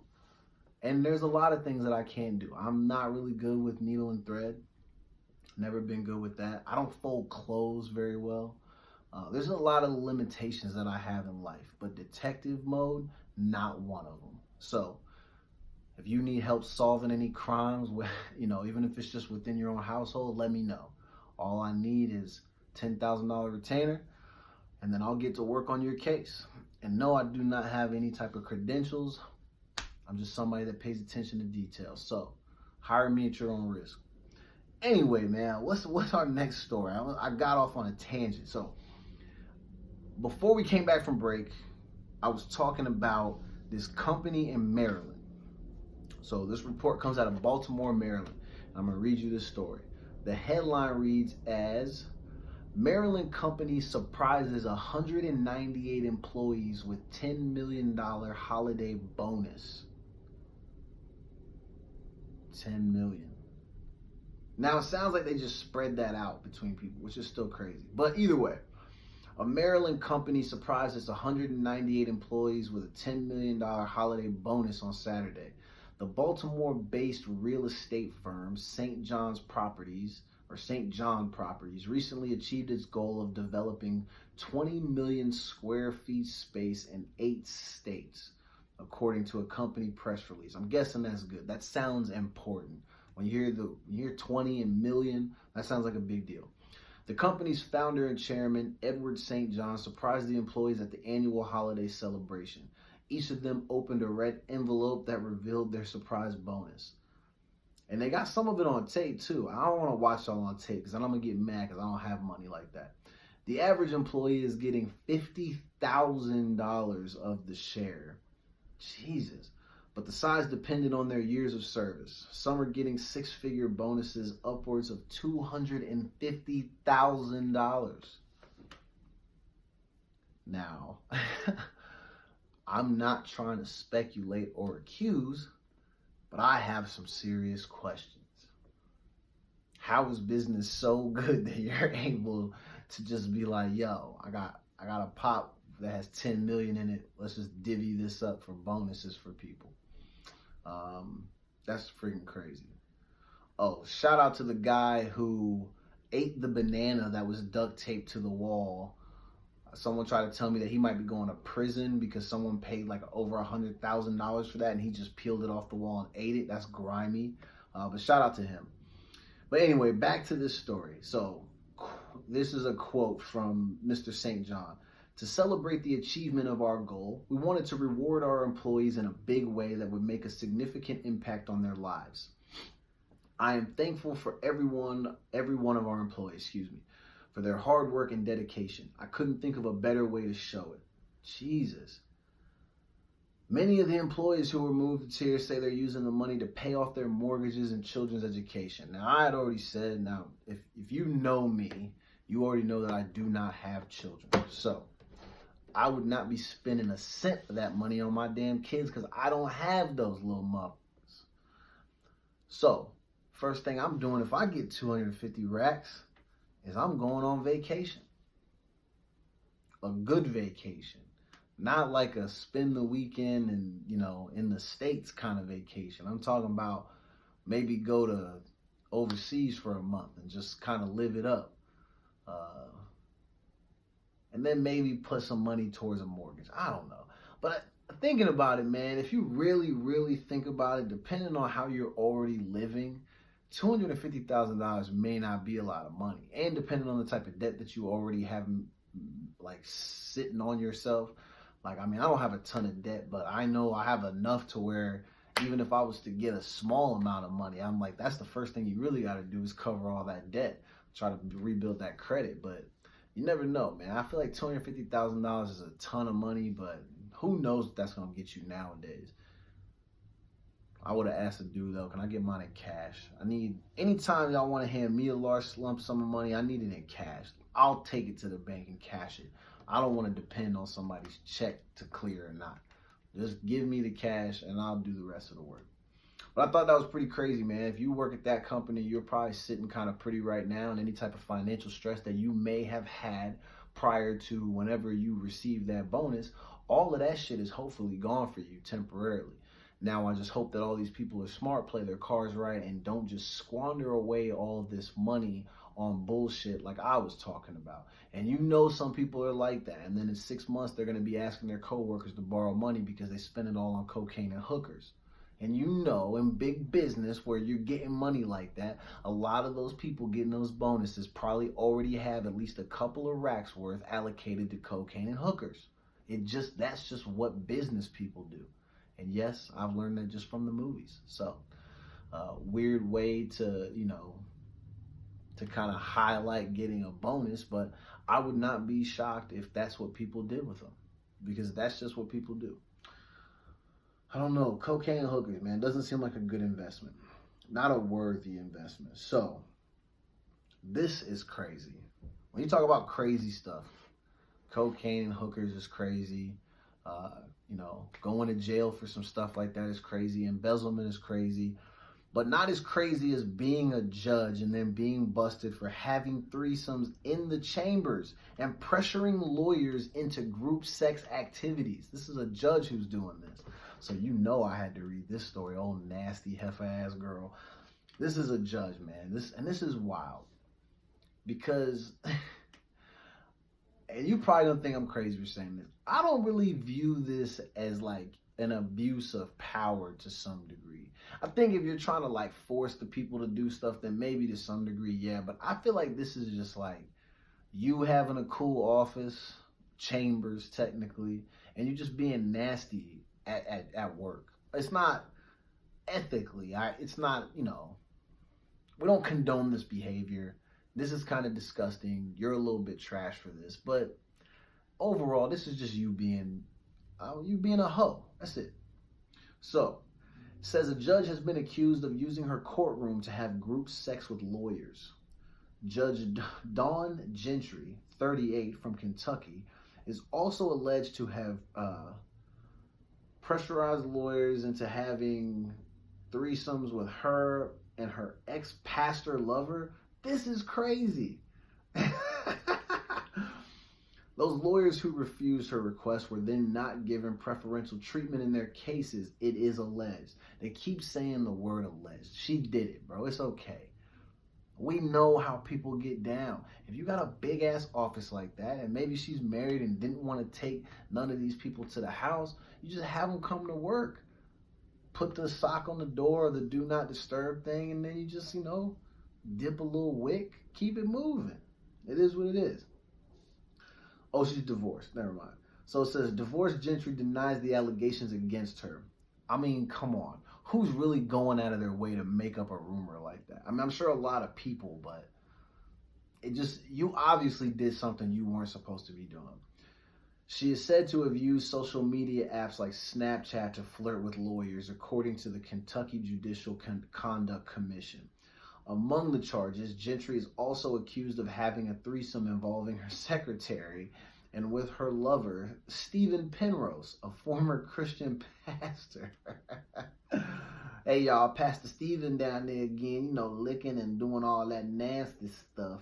Hope you paid your tithes this Sunday. As well as allowing employees to get drunk on the job. Yo, she is wild. If this stuff is real, bro, look at the people that we really have being, in a position of power. This is what they do with it. Cocaine and hookers. Nah, it's crazy. Gentry is also accused of using her position to secure Penrose a job in court as a case specialist. The Judicial Commission has also spoken to Catherine Scholes, who was on a panel with Gentry to deal with cases of child abuse. Scholes claims that Gentry used Snapchat to ask her to seduce her former husband, Brian Gentry, so that she could then accuse him of... Wow. So that she could then accuse him of infidelity. Yo, listen. You might think I'm wrong for saying this, but white folks are wild. Because this is the type of shit that they try to do. This shit is crazy. If this ends up in a murder somehow, this will be on Snap in like 2 years. Representatives of Gentry have denied she engaged in inappropriate or unwanted sexual advances toward Mrs. Scholes, as well as the other charges. That's the end of the story, and I'm a little bit bummed. I needed more story. But either way, shout out to, what is this girl's name? Dawn Gentry. She's 38, trying to get her husband caught up so she can accuse him of infidelity. That helps make divorce proceedings a little bit easier. And if there are kids involved, maybe that comes into play somewhere along the line when you're in knee-deep and in custody battle. I don't know. I don't know how any of that shit works because I'm not married, never have been married, and do not have children. Not likely that any of those will happen. Hopefully the kid thing, but who knows about the marriage thing? We'll see. But Dawn, girl, you real nasty. And using Snapchat to convince your coworkers to seduce your husband, or your ex-husband, excuse me, why? Why are you ever heard the expression, don't crap where you eat? I love that. I haven't heard that in a long time, nor have I said it in a long time. It felt good to use that. So shout out to Dawn for helping me use one of my favorite expressions, don't crap where you eat. Still not really sure what that means, but it sounds like it applies in that situation. Crazy shit. Let's see, what else we got? This article was really funny. Oh, let me rephrase that. I knew that, I told myself not to say that, but I knew I was going to say it because I think everything is funny to some degree. But this shit is not funny. It's very unfortunate because now it's probably going to end with this young man potentially having the next few years of his life ruined. Hopefully he's given an opportunity to kind of, rectify and make up for his bad decisions. Like I said, we give a lot of people second chances. We got to do this for this young man. But I'm going to read this article because I thought this shit was crazy.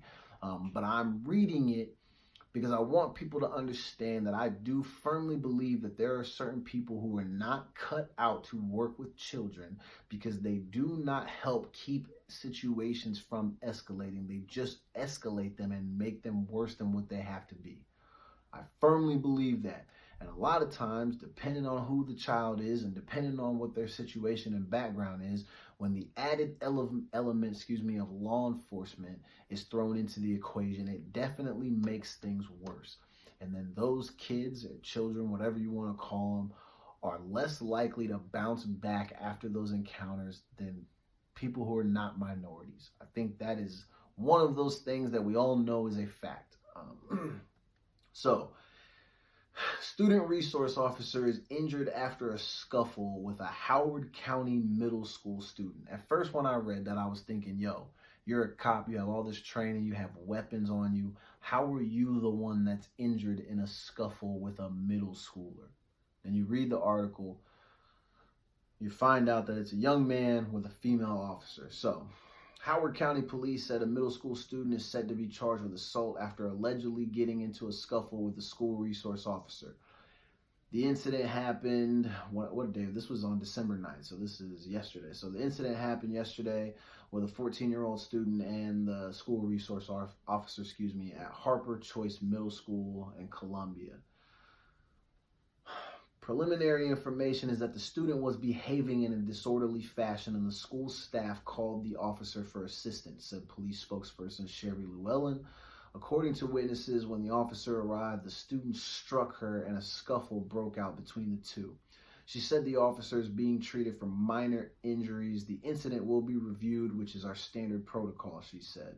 So what's crazy to me is when I read the part about the student was behaving in a disorderly fashion and the school staff called for officers' assistance.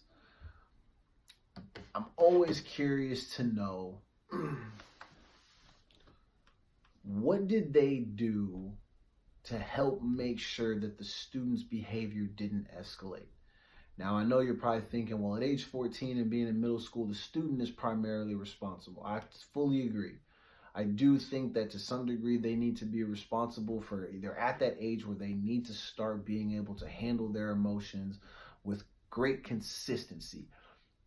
Because once you get 14, 15, 16, you start getting up in those teen years, The slack is much less, and after a while, these offenses really get you in some serious hot water. But I think at 14, still in middle school, I'm expecting the adults to still carry the lion's share of the load when it comes to helping the child redirect their behavior to ensure that they don't end up in a situation like this. Now, I preface this by saying that, and I'm horrible for just assuming that the student is probably a minority. I do not know that to be a fact, but sometimes I have to think, even if they aren't, I'm still just looking at it from like, it's still a kid. You have multiple adults in a space.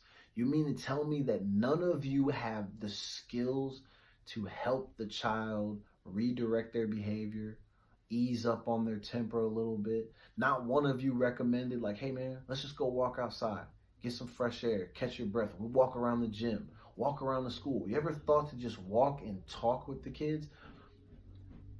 Working in all the jobs that I've worked in, being in the schools, when I see school, like staff and how they interact with some of these kids, some of these staff, their fuses are so short with the children that it does not matter what a kid says or does, especially if the child already has a reputation. Sometimes these kids, they develop a reputation off one bad situation, and then they're forever known as what I like to call a one and done type of child, which just means that anytime they do one thing wrong, the adults in the room will always go to the extreme on the child. And I think that they're convincing themselves that, well, we have to treat it with the most extreme of measures because we don't want anything to erupt and happen. You don't want a situation like this where a teen ends up smacking an officer. But my thing is, why did you have to call the officer? Do you not think that seeing that person walk in, gun, badge, boots, pepper spray, taser, you think them seeing all that, do you think that that was going to help diffuse the situation, or have them go from feeling like, oh, I know I'm probably in trouble, but now I'm in even worse trouble, especially based on what you see and how people view police in our current, climate? Do you think that that was a good decision? And are you not taking the child's history into account? Why would you want to put them through that? Now, again, I do go back to saying that I do think a lot of the responsibility is on the child. Hey, young person, young kiddo, at 14, you have to be somewhat in control of your emotions, just enough for you to get through the school days. Challenges will happen, and it's okay to show emotion. But it's also okay for us as an adult to kind of help guide them. You can't just look at them like, well, you're a teen now. Now you have it figured out. No, they don't have shit figured out. We have studies that show that most, human brain function, especially for young males, you're not even really getting a fully developed brain until you're like 27 or 28. And I'm not even a crazy science nerd, but the only reason I believe that is because I know when I got to around that age, a lot of the shit that I was doing just made me tired, man. All the bad decisions that I was making, the mistakes that I was making, it made me physically and mentally tired. It almost forces you to change. I could tell something started to go different in my brain. And I actually started to shape up, and I got a lot more things right, things that I used to always get wrong. You got to remember, at age 14, kids, they don't know anything. They're still barely getting through. And if they don't have the right adults in their corner to kind of help show them how to navigate certain situations and how to add more resources to their survival kit, they're going to end up in situations like this. Now, obviously, like I said, the child needs to take responsibility for their actions. You cannot put your hands on people. I just hope that he doesn't grow up in an environment where violence is a number one option. And that's coming from a kid who grew up in a household where violence kind of seemed to be the number one option, which is horrible. You don't want kids to grow up in environments like that. And I feel for him because we don't want to see a teen being involved in a scuffle with a resource officer. That's horrible, especially when you see how stupid some of these cops are and how quick they are to pull out their guns and accidentally shoot people. What's to stop that shit from happening to that teen in that situation? Now, obviously, applaud the young officer for having more restraint, and she did what she had to do, and they ended up in a scuffle, and I'm sure he ended up having to get cuffed and all this type of shit, and maybe got his ass whooped a little bit. It happens. Young man, you put yourself in that situation. But like I said, I really take issue with the adults prior to the officer showing up for not doing more to help ease the tension in the room. They could have helped that child avoid that situation.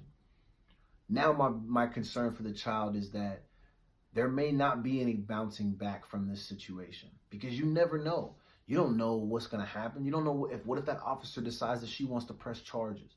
Some of these adults do that. They pull they try to pull rank on a kid, and then a kid puts it on them, and then all of a sudden they're talking about, we want to press charges. And you never know. I don't want to accuse her. I'm not saying that she is going to do that, but you just don't know. Hopefully she looks at it as like, look, it's a kid. It's a mistake that's made. It's kind of a part of the job. We just had to help redirect and get them to a point in life where they understand that cannot be your first option. A lot of this is just making sure that they have the proper training. You have to give them the tools and resources necessary to help fill their survival kit. Because if the survival kit is whack and it doesn't have the resources, they will not survive in this world. Because say this shit happens again, the next time he or she has a battle with police, they probably end up dead on a RIP t-shirt. We don't want that to happen. So we want to try to fix this shit. But we also want to make sure that they're not crucifying the kid. And you see it a lot of times. These kids get in these situations at a very young age, and they get killed for it, and they lose their lives. But then you see other kids. Heard a story today where I guess there was a girl who was on trial for murdering her child. I think she buried her in the backyard, set the girl on fire, did all these crazy ass things. She's 20 years old, poor little white girl. No jail time, no trouble at all, because judge didn't want to ruin her life. Just a small mistake, right? So I hope this young teen that hit this officer gets, a similar outcome. But I hope he has to do some community service or find ways to give back. I think it would be ideal if he spent time with that officer. Build and foster that relationship. That way that officer can get an understanding of them, and they can get an understanding of that officer. You're probably thinking that just sounds crazy as shit. No, but I believe that there's power in that. It's an unfortunate situation. I can almost guarantee you that neither one of them wants to ever be a part of that again. Hell no. Ain't no way in hell as a cop you want to be known as the person who got into a fight with a middle schooler and had to be treated for injuries. And you don't want to be the person who was known as, as a 14-year-old, I ended up getting in a bad scuffle with a cop. You don't want to have that story. That's not an ideal story to be told, even as you get older. Shit like that ain't cool, man. That's not the move. We don't want that for these young kids. So again, it goes back to the adults that were in the room prior to the resource officer showing up. They didn't do enough to ensure that the child did not end up being in a horribly compromising situation, which is what inevitably happened to them. Y'all shouldn't work at the school if you're not equipped to be able to handle these kids. Now, I do know, and like I said, I know because I work these jobs. I understand that not every school has all the resources to serve every single kid. Some of these kids have challenges that they have to be handled by private schools, or maybe sometimes it is medical facilities, or maybe it is military facilities. I mean, I don't know. There are other options for sure.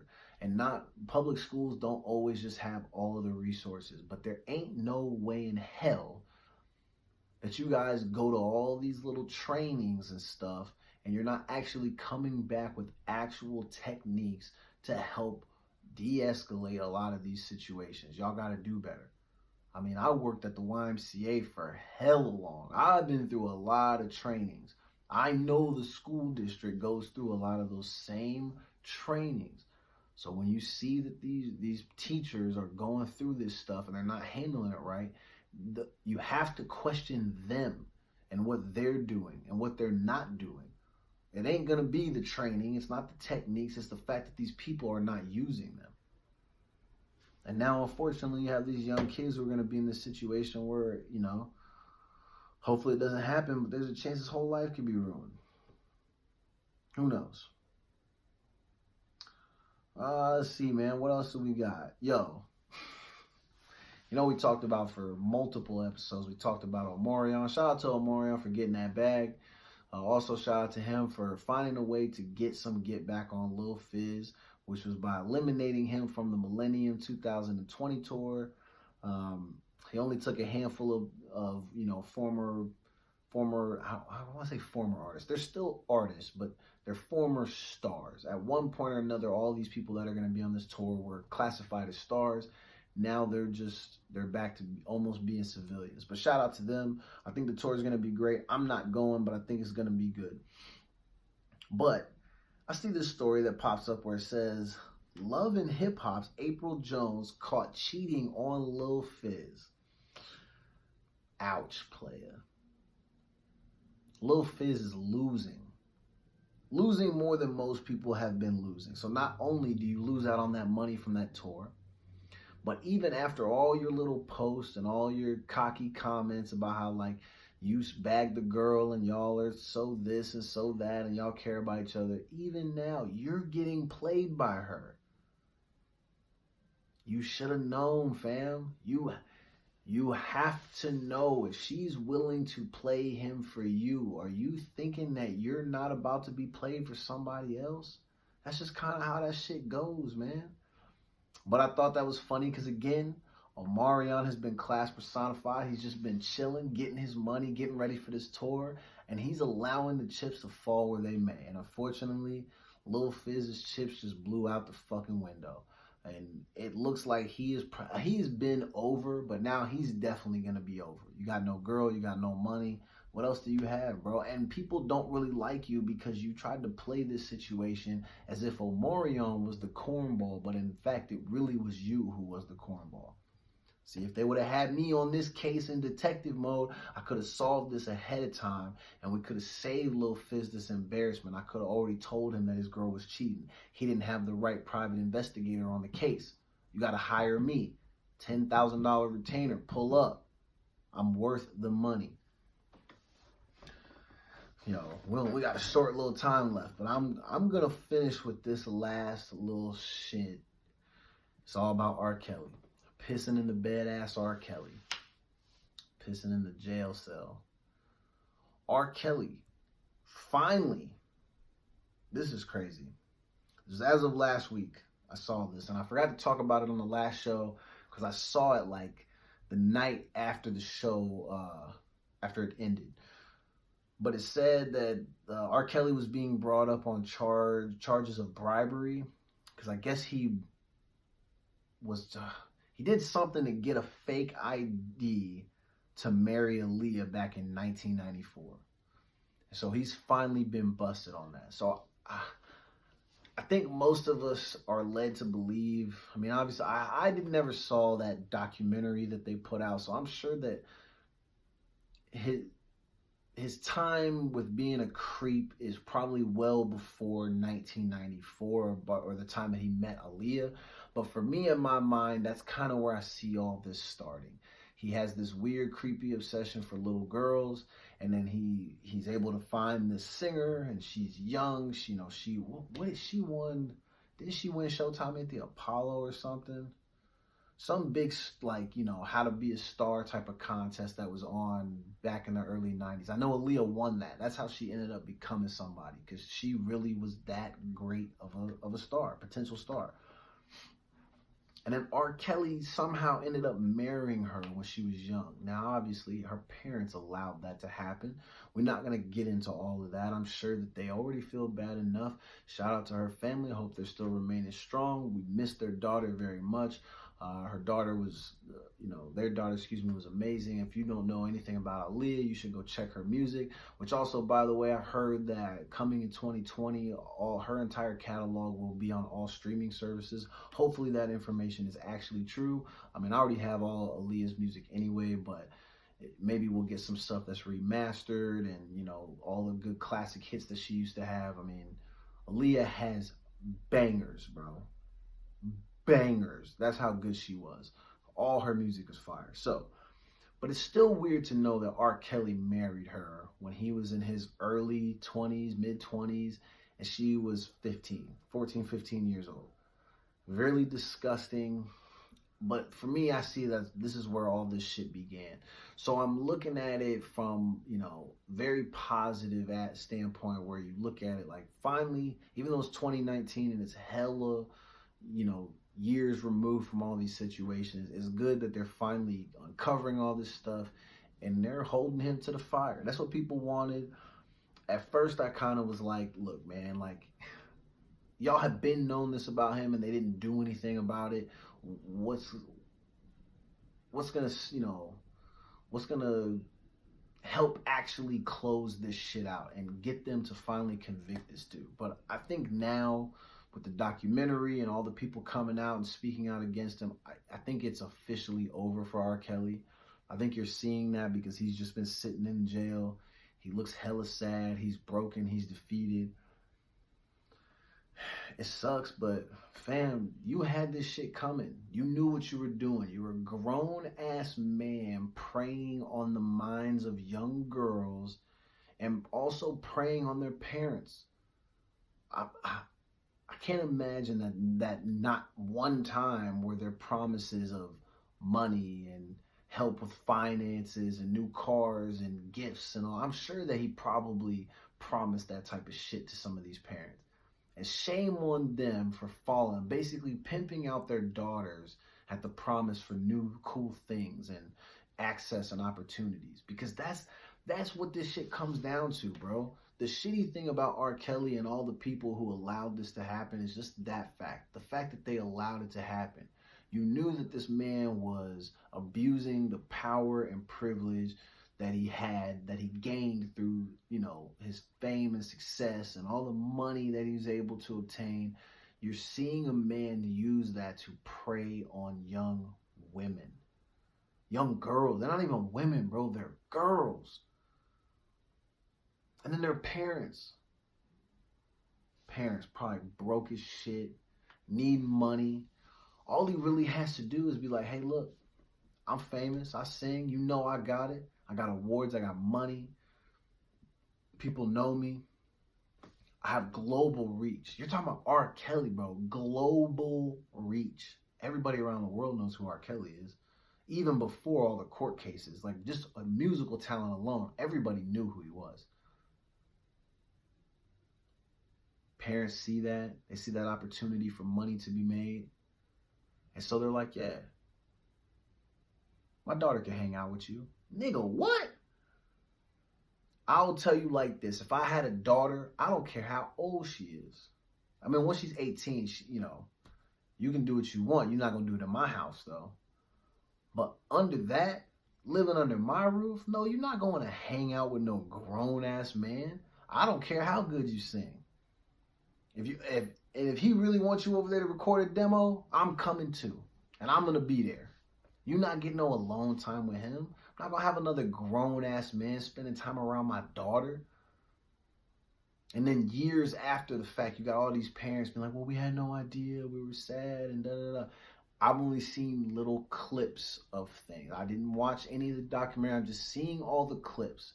And all these people were coming out saying how bad they felt because, like, all this happened to these poor young girls. And yeah, you're absolutely right. Horrifying and sad what happened to them.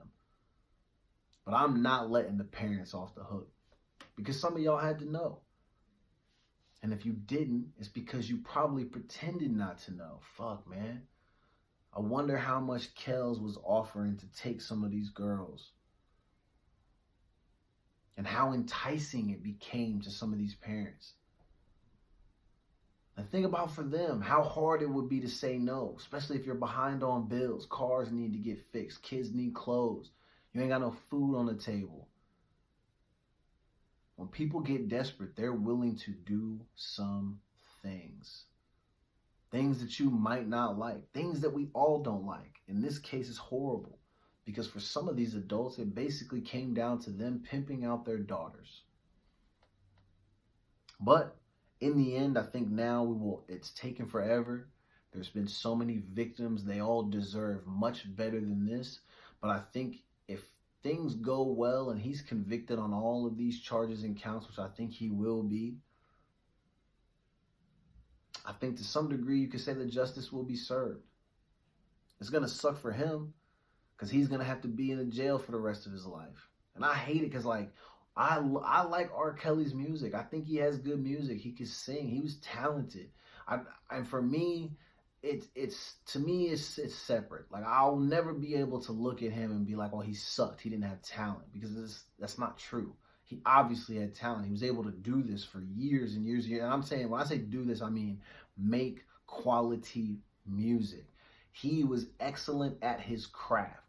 That does not dismiss or negate all these nasty things that he did, and he used the power that he gained from being so talented and good within his craft. He used that to prey on people. So he's a fucking scumbag for that. And obviously we want him to rot in prison.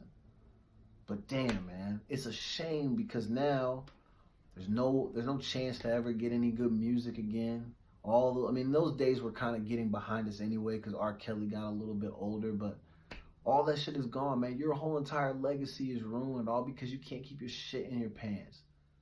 All you had to do is be cool. And the crazy thing is you're a global star. You have women all around the world willing to throw themselves at you, and you'd rather have young girls. Why? Why? It doesn't make any sense. Whole shit ruined. Now we don't get no good music. And now you have all of these girls who have to live with that trauma forever. The lives that are ruined because of horrible decisions that you made. It's pathetic. But unfortunately, that is the world that we live in. We live amongst a whole bunch of dumpster-ass people who make horrible decisions like that, and it impacts a lot of people. So, like I said, R. Kelly charged with bribery to get a fake ID to wed 15-year-old Aaliyah in 1994. I'm glad that for some of these crimes, the statute of limitations, man, we're glad that it's very lengthy in some cases. That way things like this can happen. But R. Kelly is effectively done. I mean, he's already been canceled for some time, but if you were maybe on the fence thinking that there was some hope, I think after this, it's done for sure. Absolutely. So, man, we had a good show tonight, man. I think it was lit. I hope you guys enjoyed it, man. Thank you for tuning in. Again, we are live every Tuesday and Thursday from 7 to 9 p.m. Pacific Standard Time on Track Talk Radio. Hopefully, starting this Thursday, we will have a new show that follows my show. It's called The Ryan Show.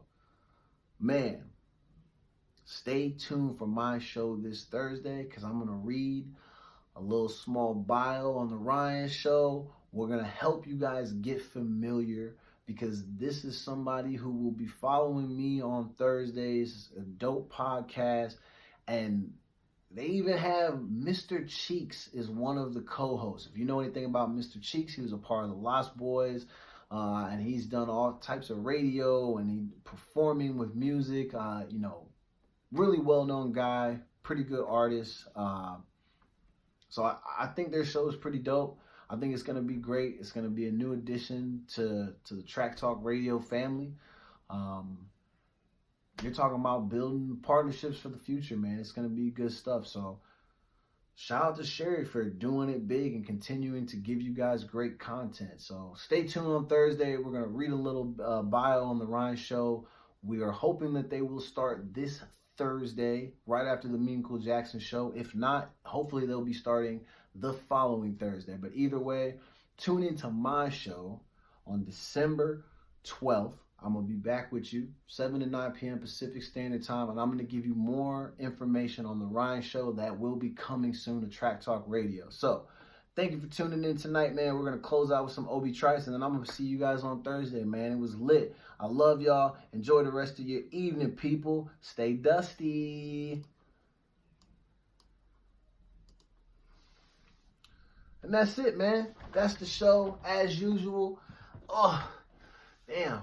My ass is asleep. I'm lit, man. Stay tuned for the next show. December 12th, we're going to be live right here. Track Talk Radio, man. It's lit.